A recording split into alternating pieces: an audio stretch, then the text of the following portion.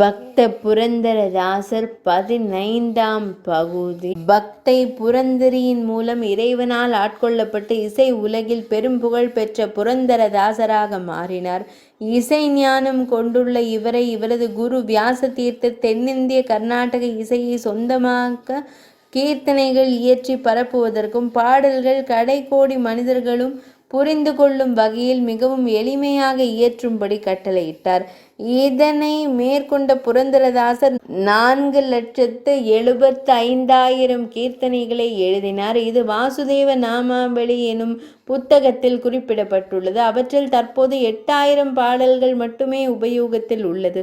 இவரின் கீர்த்தனங்கள் கன்னடத்திலும் வடமொழியிலும் உள்ளன. இவரின் பாடல்களை தாசர்வாள் பதங்கள் என்னும் தேவர் நாமாக்கள் என்றும் குறிப்பிடுவதுண்டு. இவர் கீர்த்தனைகளில் வேதங்கள், உபநிடதங்கள் முதலியவற்றின் சாராம்சங்கள் உள்ளன. 15ஆம் பகுதி இனிதே நிறைவடைந்தது.